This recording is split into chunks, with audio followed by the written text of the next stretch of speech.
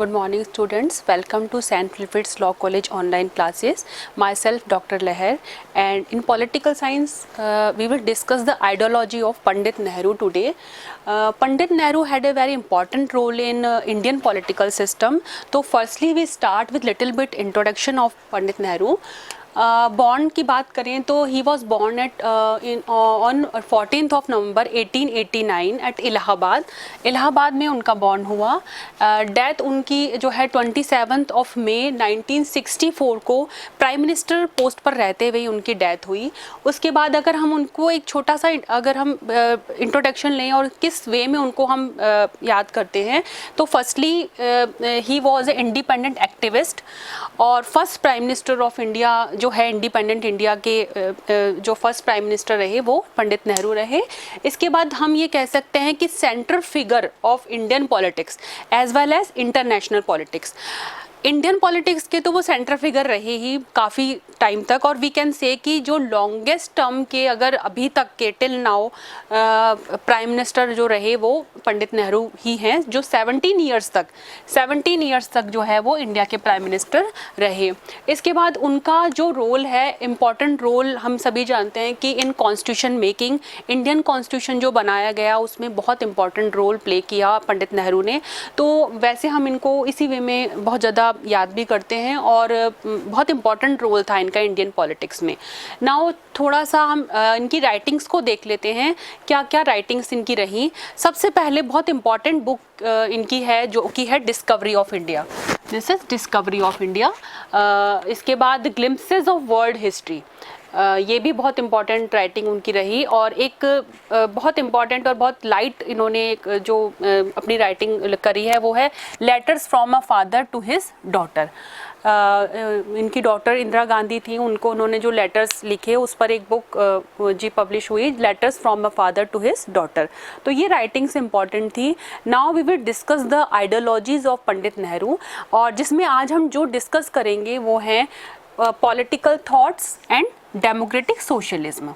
Okay, political way में उन्होंने किस तरह की आइडियोलॉजी दी और in what type of politics should be there in Indian perspective, तो उस पर उन्होंने क्या बातें कहीं वो हम भी डिस्कस करेंगे. पॉलिटिकल थॉट में अगर हम फर्स्टली डिस्कस करें तो दैट इज़ डेमोक्रेसी के बारे में उनके क्या थॉट रहे, उन्होंने क्या बोला, ये बहुत इम्पॉर्टेंट है. देखिए डेमोक्रेसी क्या होती है, what is democracy. Democracy like we can say कि जो सिंपल वर्ड्स में हम कह सकते हैं तो वो है rule of law, rule of people. ठीक है, सिंपल फॉर्म में हम बोले जहाँ पे कि जो पीपल का रूल होता है उसे हम डेमोक्रेसी कहते हैं. लेकिन अगर हम इसको लिबरल फॉर्म में बोलें, ठीक है, लिबरल फॉर्म में बोलें तो इसका मतलब ये हुआ कि यहाँ पर जो इंडिविजुअल्स जो हैं वो इम्पॉर्टेंट हैं. ठीक है, तो इंडिविजुअल्स का जो रोल होता है वो बहुत इम्पॉर्टेंट होता है किसी भी पॉलिटिकल सिस्टम में. तो लिबरल कॉन्सेप्ट इन्होंने डेमोक्रेसी का दिया. देन दूसरी हम बात करते हैं harmony between socio plus economic justice and dignity of man. देखिए ये बहुत इंपॉर्टेंट होता है कि डेमोक्रेसी की अगर हम बात करते हैं तो डेमोक्रेसी जो होती है वो रूल ऑफ पीपल है, यानी कि यहाँ पर जो है सबसे इम्पॉर्टेंट जो होता है वो पीपल होते हैं. लेकिन इन्होंने दो चीज़ें बोली, socio economic justice plus dignity of man. Socio economic justice जो होता है वो ये होता है कि जो सोसाइटी के लिए जो आइडियोलॉजी होती है, सोसाइटी मीन्स कि जो ऑल कम्युनिटी है उसकी आइडियोलॉजी होती है, और dignity of man, both are important. ठीक है, एक अगर हम सोशो इकोनॉमिक जस्टिस की बात करते हैं तो यानी सोसाइटी के लिए जो आइडियोलॉजी है, मतलब सोसाइटी इज़ इम्पॉर्टेंट, और दूसरी हम बात करते हैं तो dignity of man is important. तो अगर वैसे बात करें तो वहाँ पर ये दोनों ही अलग अलग कॉन्सेप्ट हैं, दोनों अपोजिट कॉन्सेप्ट है. एक इस वे में अगर हम देखें तो यहाँ पे सोसाइटी इंपॉर्टेंट है और यहाँ पे डिग्निटी ऑफ मैन इंपॉर्टेंट है. लेकिन इन्होंने हार्मनी बताई, harmony between socio economic justice plus dignity of man. ये दोनों इंपॉर्टेंट होनी चाहिए, इनके बीच में एक कॉपरेशन होना चाहिए कि society is also important, government is also important, state is also important and dignity of man is similarly it is important for the democracy. तो इस तरह की एक लिबरल एटीट्यूड वाली डेमोक्रेसी होनी चाहिए. दो थर्डली इन्होंने डेमोक्रेसी के बारे में बात की, वो है रूल ऑफ लॉ और सिविल राइट्स की इन्होंने बात करी. ठीक है, रूल ऑफ लॉ का मतलब ये होता है कि जो सबसे हमारा इम्पोर्टेंट जो सुप्रीम लॉ है, सुप्रीम लॉ इंडिया का कौन सा है, कंट्री का, वो है कॉन्स्टिट्यूशन. तो according to constitution system should be going on and then उसके अकॉर्डिंग ही काम होना चाहिए. तो सुप्रीम लॉ की अगर हम बात करते हैं कंट्री की तो वो होता है कॉन्स्टिट्यूशन. तो रूल ऑफ लॉ तो हो ही गया. इसके अलावा अगर हम लॉ की बात करते हैं जनरल वे में, तो जो हमारी पार्लियामेंट जो लॉ फॉर्म करती है वो भी इम्पॉर्टेंट है. तो law should be same for all the individuals whether they are belong to any caste, any class and any group. तो वो रूल ऑफ लॉ होना चाहिए. तो इसमें दो बातें रूल ऑफ लॉ में हम यहाँ पे डिस्कस करेंगे. एक जो हमारा सुप्रीम लॉ है, कौन सा सुप्रीम लॉ है, हमारा सुप्रीम लॉ है कॉन्स्टिट्यूशन. और दूसरा जो लॉज बनाए जाते हैं किसके थ्रू, जो कि लेजिस्लेचर के थ्रू बनाए जाते हैं. तो ये दोनों ही का ही रूल होना चाहिए, ना कि किसी इंडिविजुअल का या ग्रुप का. तो रूल ऑफ लॉ का इन्होंने सपोर्ट किया कि डेमोक्रेसी इस तरह की होनी चाहिए कि where rule of law should be implemented in the society. Plus civil rights की भी इन्होंने बात की. जो इंडिविजुअल्स के राइट्स हैं, सिविल राइट्स हैं, they are very important.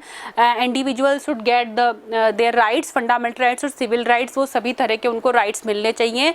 If any government want to do development in their society, तो हमें सिविल राइट्स इंडिविजुअल्स को देने ही पड़ेंगे, सिटीजन्स को देने ही पड़ेंगे. ठीक है, इसके बाद उन्होंने जो पॉलिटिकल थॉट्स में आगे जो बात बोली वो थी parliamentary form of government. It's very important concept because parliamentary form of government क्या होती है. देखिए, पार्लियामेंट्री फॉर्म ऑफ गवर्नमेंट वो होती है जहाँ पर कि कलेक्टिव रेस्पॉन्सिबिलिटी होती है. Collective responsibility. अब कलेक्टिव रेस्पॉन्सिबिलिटी क्या होती है. देखिए, हमारे पास दो ऑप्शन थे जब हमारा इंडिया इंडिपेंडेंस हुआ, और हमारे पास we were having the two options. हम या तो प्रेसिडेंशियल फॉर्म ऑफ गवर्नमेंट को इम्प्लीमेंट करते या पार्लियामेंट्री फॉर्म ऑफ गवर्नमेंट को इम्प्लीमेंट करते. Parliamentary form of government already हम उस नेचर में थे because we were the colony of the British rule. तो ब्रिटिश रूल में पार्लियामेंट्री फॉर्म ऑफ गवर्नमेंट ही थी, तो हमारे लिए इजी टू अडॉप्ट थी वो. ठीक है, प्रेसिडेंशियल में होता है जो हमारे अमेरिका में प्रेजेंट है. इसमें ये होता है कि यहाँ पर जो जो रूलर होता है, यानी जो वहाँ का प्रेसिडेंट है, प्रेसिडेंट जो है उसको वी कैन से कि उसकी जो कैबिनेट होती है वो बिल्कुल सेपरेट होती है, और उसका जो जो लेजिस्लेचर होता है उससे कोई मतलब कोई रिलेशन नहीं होता, डायरेक्ट रिलेशन. तो इस तरह की जो सिस्टम होती है उसको प्रेसिडेंशियल फॉर्म कहा जाता है. लेकिन पार्लियामेंट्री फॉर्म जो इंडिया में प्रेजेंट है, यानी कि जो हमारी लेजिस्लेचर है और एग्जीक्यूटिव है, they are connected to each other. मतलब लेजिस्लेचर हमारी पार्लियामेंट जो जिसके दो हाउसेज हैं, लोकसभा एंड राज्यसभा, और एग्जीक्यूटिव जो हमारी गवर्नमेंट है, हमारी जो प्राइम मिनिस्टर और उनकी जो कैबिनेट है, वो दोनों ही कनेक्टेड हैं. हमें ये भी पता है कि जो प्राइम मिनिस्टर हैं वो लेजिस्लेचर में, यानी जो हमारी लोकसभा है वहीं पर ही रहते हैं. तो हम ये दोनों कनेक्टेड है. तो हमारे इंडिया के लिए अगर पंडित नेहरू की बात करते हैं तो उन्होंने पार्लियामेंट्री फॉर्म ऑफ गवर्नमेंट को सपोर्ट किया बिकॉज यहाँ पे कलेक्टिव रेस्पॉन्सिबिलिटी होती है. No individual responsibility is there, collective responsibility is there. तो पार्लियामेंट्री फॉर्म ऑफ गवर्नमेंट जो है वो इंडिया के लिए बेस्ट है. तो पॉलिटिकल थॉट में अगर देखें तो पार्लियामेंट्री फॉर्म को इन्होंने सपोर्ट किया. आगे बढ़ते हैं. इन डेमोक्रेसी किस में उन्होंने डिसेंट्रलाइजेशन को सपोर्ट किया. डिसेंट्रलाइजेशन क्या होता है. डिसेंट्रलाइजेशन मीन्स कि जो पावर फ्लो है वो लोअर टू हाई हो, ना कि हाई टू लो हो. ठीक है, जो पावर है वी कैन से कि there should be 3 levels of power. सबसे पहले जैसे हम नेशनल गवर्नमेंट की बात करते हैं, सेंट्रल गवर्नमेंट होती है, देन स्टेट गवर्नमेंट होती है, और देन उसके बाद कौन सी होती है, लोकल गवर्नमेंट होती है. तो लोकल गवर्नमेंट को इन्होंने इम्पोर्टेंस दी. पंडित नेहरू के according local government should be very strong so that कि जो लोकली प्रॉब्लम्स हैं वो लोकल लेवल पे ही सॉर्ट आउट हो जाएं. तो सेंटर, स्टेट एंड लोकल, तो यहाँ पर इस तरह का डिसेंट्रलाइजेशन, मतलब पावर का distribution is very important for huge country like India. तो यहाँ पर डिसेंट्रलाइजेशन को भी उन्होंने बहुत ज़्यादा सपोर्ट किया। ठीक है, तो अब हमने डेमोक्रेसी को देखा। पॉलिटिकल थॉट में पहला जो इनका थॉट था वो था डेमोक्रेसी के रिगार्डिंग। तो डेमोक्रेसी किस तरह की होनी चाहिए? लिबरल कॉन्सेप्ट होना चाहिए, harmony between socio economic justice and dignity of man. Rule of law को आप अच्छे से समझ चुके हैं कि रूल ऑफ लॉ होना चाहिए, चाहे वो कॉन्स्टिट्यूशन के अकॉर्डिंग पूरा सिस्टम का चलना हो या फिर जो लेजिस्लेचर के थ्रू बनाए गए रूल्स हों। पार्लियामेंट्री फॉर्म को इन्होंने बेस्ट माना, पंडित नेहरू ने जो पार्लियामेंट्री फॉर्म है वो इंडिया के लिए बेस्ट मानी और डिसेंट्रलाइजेशन को सपोर्ट किया। तो डेमोक्रेटिक वे में इन्होंने ये सारी जो पॉइंट्स थे इनको बहुत एम्फेसाइज किया कि decentralisation should be there and democracy should be like that, कि उसमें ये सभी चीज़ें इंक्लूड हो जाए। ठीक है, अब सेकंड हम बात करते हैं पॉलिटिकल थॉट्स में ही, जो है सेक्युलरिज्म।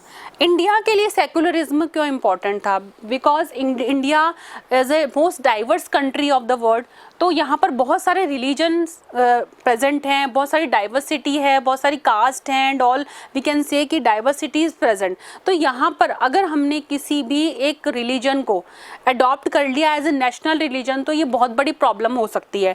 तो Nehru suggest secularism ideology for the India, because secularism का मतलब ये होता है कि state should not interfere in the religious matter of the citizens and no religion should be the national religion. किसी रिलीजन को नेशनल रिलीजन नहीं बनाया जाए, all religions are same in the eyes of law, in the eyes of government. तो यहाँ पे state should not interfere in religious matter.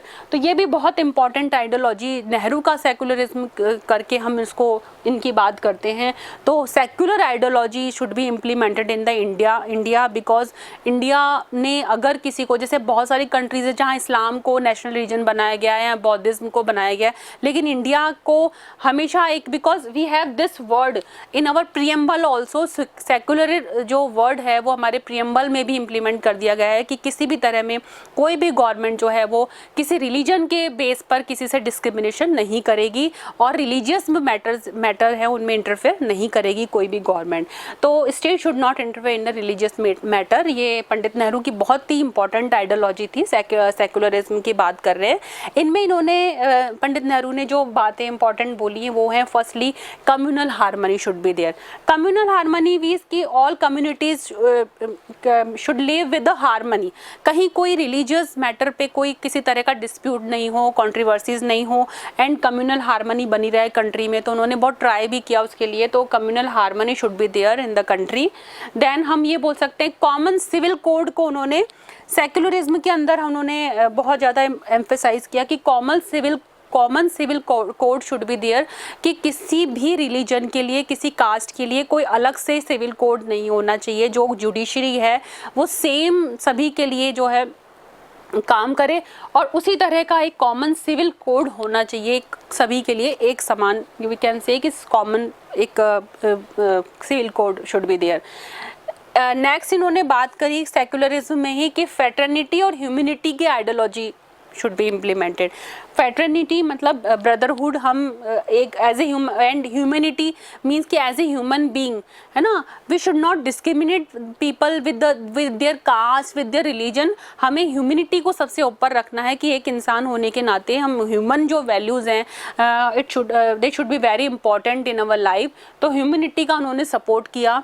ठीक है, उसके बाद हम ब्रॉड सेंस ऑफ रिलीजन उन्होंने एम्फेसाइज किया।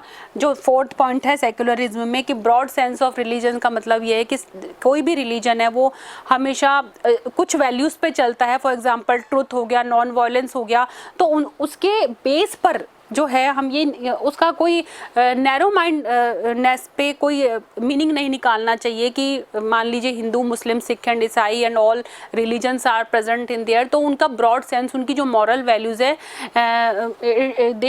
They should be same. तो हमें यहाँ पर ब्रॉड सेंस रिलीजन का लेना है, ना कि कोई नैरो सेंस लेना है। ठीक है, तो सेक्युलरिज्म भी उनकी बहुत इंपॉर्टेंट पॉलिटिकल थॉट में एक आइडियोलॉजी रही। सेक्युलरिज्म का उन्होंने इस तरह से डिस्क्रिप्शन दिया।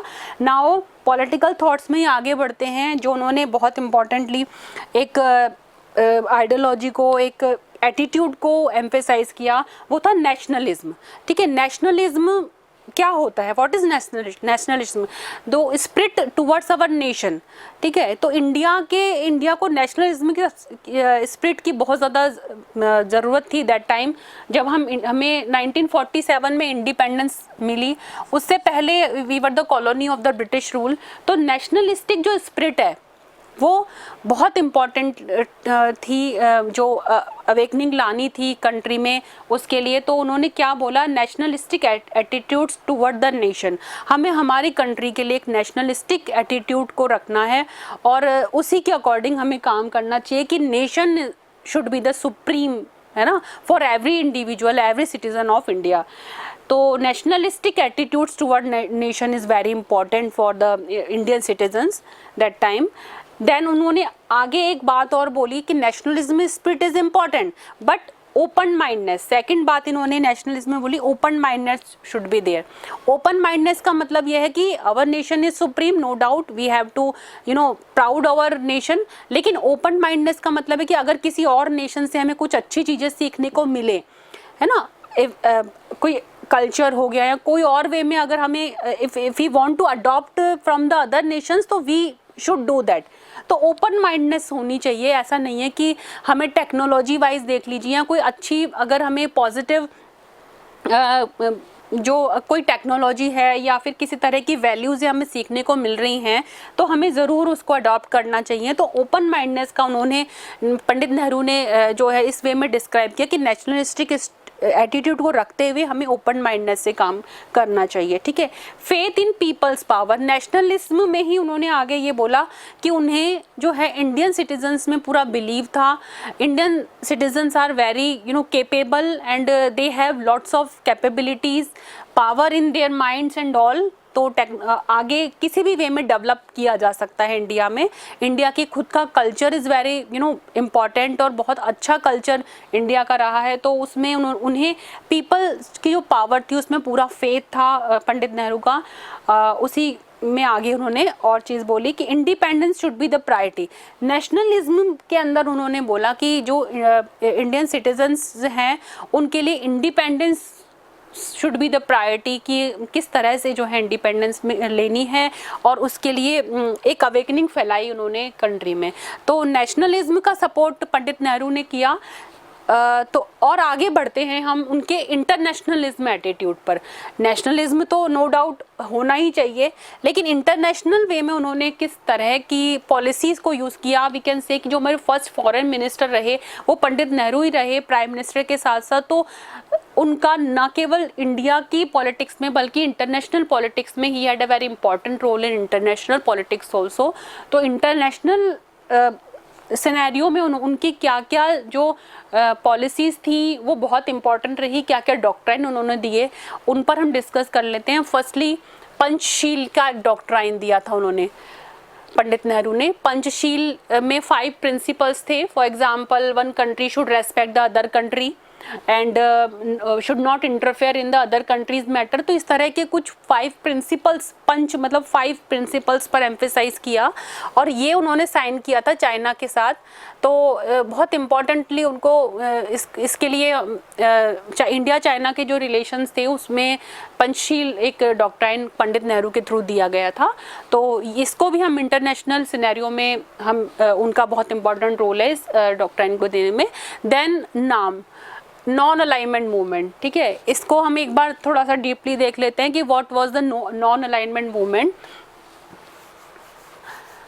फर्स्टली ये मूवमेंट जो है वो actually Pandit Nehru was one of the propounder of non alignment movement, ठीक है। क्या था, थोड़ा सा हमें इसको समझना पड़ेगा कि actually before 1945, sorry after 1945 we have 2 power camps जिसमें यूएसए एंड यूएसएसआर, ये 2 पावर कैंप थे। कोल्ड वॉर जब हमारा वर्ल्ड हिस्ट्री में कोल्ड वॉर चल रहा था आफ्टर 1945, तो there were 2 power poles, 2 big countries, we can say कि 2 super powers were there, USA America and USSR जो थे 2 पावर पोल थे। तो they want to associate the other countries with in their criteria, है ना। USA चाह रहा था कि वो बहुत सारी कंट्रीज़ को अपने साथ एसोसिएट करे, और यूएसएसआर भी यही चाह रहे थे कि किस तरह से दूसरी कंट्री को इन्फ्लुएंस करके अपने अंदर इंक्लूड किया जाए। लेकिन इस समय पर यहाँ पर जो पंडित नेहरू ने जो मूवमेंट चलाया, दैट था नॉन अलाइनमेंट मूवमेंट, नाम बोला जाता है इसको शॉर्ट फॉर्म में। नॉन अलाइनमेंट मूवमेंट का मतलब ये हुआ कि ना तो यूएसए से अलाइन होना है, ना ही यूएसएसआर से अलाइन होना है। हमें एक इंडिपेंडेंट अपना जो एटीट्यूड है वो रखना है इन वर्ल्ड पॉलिटिक्स। तो नॉन अलाइनमेंट मूवमेंट के जो वन ऑफ द प्रोपाउंडर अगर हम बोले तो वो पंडित जवाहरलाल नेहरू को ही बोला जाता है। तो ये वाली पॉलिटिक्स इन्होंने, अगर फॉरेन पॉलिसी की, इंडिया की फॉरेन पॉलिसी में की बात करते हैं तो नॉन अलाइनमेंट मूवमेंट की पॉलिसी जो है पंडित नेहरू के थ्रू यूज़ की गई थी इंडियन पॉलिटिक्स में, ठीक है। इसके बाद इससे क्या इसका क्या फ़ायदा था? इसका ये बहुत बड़ा बेनिफिट था कि अगर हम यूएसए से अलाइन हो जाते तो हो सकता है कि यूएसएसआर की जो कंट्रीज़ हैं, जितनी भी एसोसिएट कंट्री, उसके हम एनिमी हो जाते। अगर हम यूएसएसआर से अलाइन हो जाते तो यूएसए से हमारे रिलेशन अच्छे नहीं रहते। तो सबसे अच्छा उन्हें ये लगा कि हम किसी से भी अलाइन नहीं होंगे and we have our own attitude. तो हम यहाँ पर नॉन अलाइनमेंट मूवमेंट को उन्होंने अडॉप्ट किया और इस मूवमेंट को चलाया, और काफ़ी सारी कंट्रीज़ फिर इसमें धीरे धीरे जुड़ने लगी। तो नॉन अलाइनमेंट मूवमेंट जो है वो कंट्री के लिए, इंडिया के लिए भी, और वर्ल्ड, अगर इंटरनेशनल सिनेरियो की बात करते हैं तो वो भी पंडित नेहरू की ही देन माना जाता है, नॉन अलाइनमेंट मूवमेंट, ठीक है। इसके बाद इंटरनेशनल सिनेरियो में वर्ल्ड पीस को उन्होंने एम्फेसाइज किया कि world peace should be there, arms control होने चाहिए, और किसी तरह से भी जो है कभी भी इनिशिएटिव वॉर का नहीं लिया। पंडित नेहरू ने कहा था कि world peace should be the priority for Indians and Indian government and all. Okay, तो ये हमारी हो गई यहाँ तक। उनके पॉलिटिकल थॉट्स को हमने एक बार स्टडी कर लिया, जिसमें मैं एक बार रिपीट कर रही हूँ पॉइंट वाइज। हमने क्या क्या पढ़ा? फर्स्ट ऑफ ऑल डेमोक्रेसी को हमने देखा कि किस तरह की डेमोक्रेसी होनी चाहिए। देन हमने जो है सेक्युलरिज्म को स्टडी किया, सेक्युलरिज्म कैसा होना चाहिए। देन हमने नेशनलिज्म, और देन हमने लास्ट में जो है इंटरनेशनलिज्म। ये 4 आइडियोलॉजीज जो हैं पॉलिटिकल, उसमें पॉलिटिकल जो आइडियोलॉजी थी पंडित नेहरू की, उसमें हमने इंक्लूड करके इसको स्टडी किया। तो यही आपको एग्जाम में इसको मेंशन करना है अगर पॉलिटिकल थॉट्स आते हैं तो, ठीक है। Now the second one, okay, second जो ideology we are discussing today, that is democratic socialism. Democratic socialism,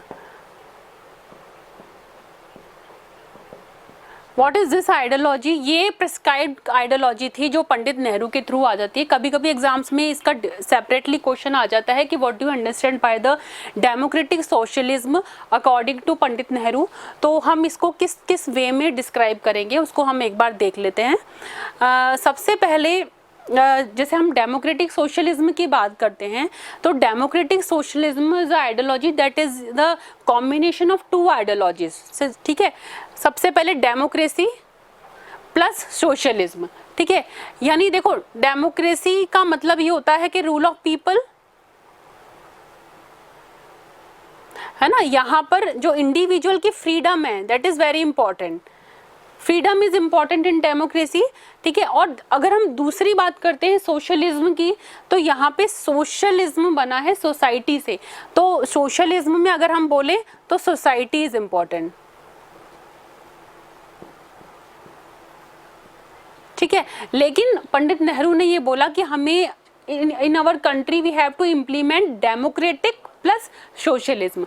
democracy को इम्प्लीमेंट करना है बट सोशलिज्म के साथ। Actually he was the supporter of the socialist ideology in our country. Socialist ideology वो ideology होती है जहाँ पे सोसाइटी इंपॉर्टेंट होती है। All the means of production should be in the under of government. जो भी फील्ड होंगे, जैसे जो जितने भी ट्रेड या और बड़े बड़े जो फील्ड हैं वो सोशल फील्ड मतलब गवर्नमेंट के अंडर में आएंगे, तो इस आइडियोलॉजी को सोशलिस्ट आइडियोलॉजी बोला जाता है। तो डेमोक्रेटिक और सोशलिज्म ये दोनों आइडियोलॉजीज जो है वो साइमल्टेनियसली इम्प्लीमेंट होनी चाहिए इन द इंडियन सिस्टम, ठीक है। इसमें इन्होंने क्या क्या इम्पोर्टेंट बातें, जो इनकी जो इम्पोर्टेंट पॉइंट्स थे वो क्या रहे, we are discussing that points. First of all he said that mutuality between democracy and socialism. ठीक है, म्यूचुअलिटी होनी चाहिए, डेमोक्रेसी होनी चाहिए विथ सोशलिस्ट पैटर्न. ठीक है, तो रिसोर्सेज एक बहुत इंपॉर्टेंट इन्होंने बात कही पंडित नेहरू ने. Resources should not concentrate in the hands of capitalists. Okay, capitalist जो आइडियोलॉजी होती है, जो अमेरिका में प्रेजेंट है और पहले भी प्रेजेंट थी, जो इनका वॉर हुआ, कोल्ड वॉर, वो इसी बेस पर हुआ कि यूएसए की जो आइडियोलॉजी थी वो कैपिटलिस्ट, मतलब कुछ ये जो ग्रुप होते हैं, जो रिच पीपल होते हैं, जो ज़्यादा freedom is important in capitalist ideology, उनके हाथ में ही सारे मीन्स ऑफ प्रोडक्शन कॉन्सेंट्रेट हो जाते हैं. तो यहाँ पर इन्होंने, पंडित नेहरू ने ये बोला कि resources should not concentrate in the hands of capitalist. जो बड़े लोग हैं, जो जो पावर जिनके अंदर है, उनके अंदर ही कंसंट्रेट नहीं होनी चाहिए, बल्कि इक्विटेबल डिस्ट्रीब्यूशन ऑफ रिसोर्सेज होना चाहिए कि जो कॉमन मैन हैं, जो जनरल पीपल हैं, उनके पास भी सभी तरह के रिसोर्सेज आने चाहिए, उनको भी बहुत सारी फैसिलिटीज़ देनी चाहिए.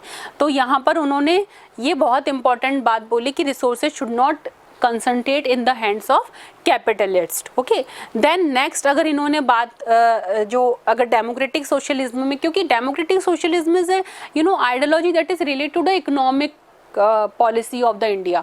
क्योंकि सोशलिज्म की अगर हम बात करते हैं तो इसको हम पॉलिटिकल सिनेरियो में भी पढ़ते हैं और हम इसको इकोनॉमिक वे में भी पढ़ते हैं. ठीक है, तो people should participate in the economic growth, economic activities. यहाँ पर हम एक्टिविटीज़ लिख लेते हैं कि people should participate in the economic activities of the state. Economy में जो है पार्टिसिपेट करना चाहिए, कंट्रीब्यूट करना चाहिए इंडियन सिटीजन्स को.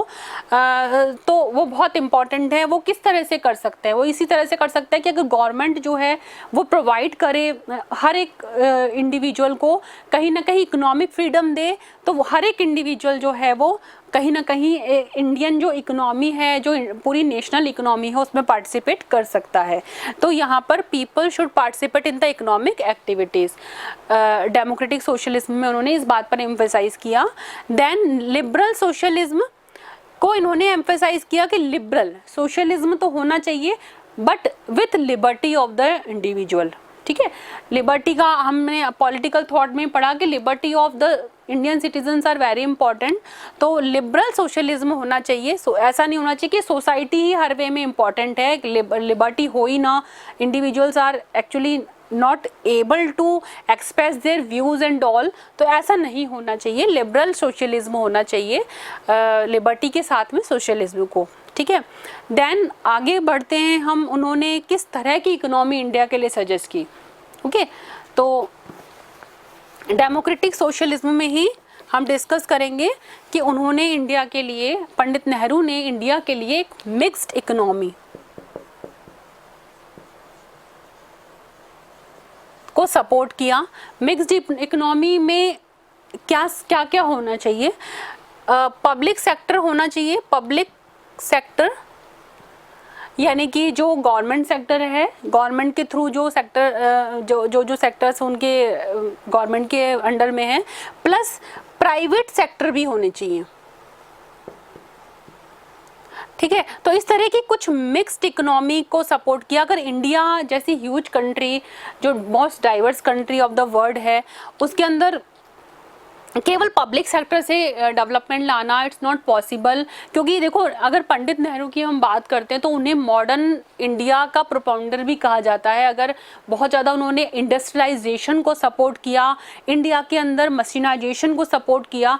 तो इस तरह से यहाँ पर केवल हम पब्लिक सेक्टर को यूज़ करके इंडिया की इकोनॉमिक ग्रोथ को नहीं बढ़ा सकते हैं और इंडिया की जो डेवलपमेंट है वो नहीं की जा सकती. तो यहाँ पे प्राइवेट सेक्टर भी को भी इंक्लूड करना होगा. पंडित नेहरू ने बिल्कुल एक प्रैक्टिकल बात करते हुए ये बताया कि mixed economy should be implemented in the country. Otherwise क्या होगा, अगर केवल सोशलिज्म पे ही चले और केवल पब्लिक सेक्टर के भरोसे ही रहे तो ही believe that development can not be achieved in India. तो यहाँ पर मिक्स्ड इकोनॉमी को सपोर्ट किया. यहाँ उन्होंने कहा कि no complete denial of private property. Private property को कंप्लीटली डिनायल नहीं किया जा सकता, क्योंकि every person has a different ability to earn money. तो उसी वे में प्राइवेट प्रॉपर्टी भी होनी चाहिए with public property, and government की जो फील्ड हैं वो भी होने चाहिए और प्राइवेट फील्ड भी होने चाहिए। तो बहुत इंपॉर्टेंटली उन्होंने स्टार्टिंग में ही बोल दिया था कि mixed economy is suitable for the Indian scenario. बहुत इंपॉर्टेंटली बात इन्होंने ये बोली। देन अगर हम लास्ट एक डेमोक्रेटिक सोशलिज्म में हम एक पॉइंट की बात करते हैं, तो equitable distribution of resources should be there. तो इक्विटेबल डिस्ट्रीब्यूशन की कोशिश की गई कि जहाँ तक हो सके प्राइवेट सेक्टर भी अगर है तो इसका मतलब ये नहीं है कि rich people became more and more richer than and poor people became more and more poorer. तो ऐसा नहीं होना चाहिए। तो एक इक्विटेबल डिस्ट्रीब्यूशन ऑफ रिसोर्सेज होना चाहिए।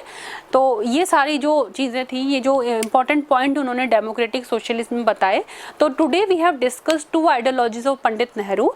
Firstly we discussed political thoughts of Nehru, and then democratic socialism. Thank you for watching.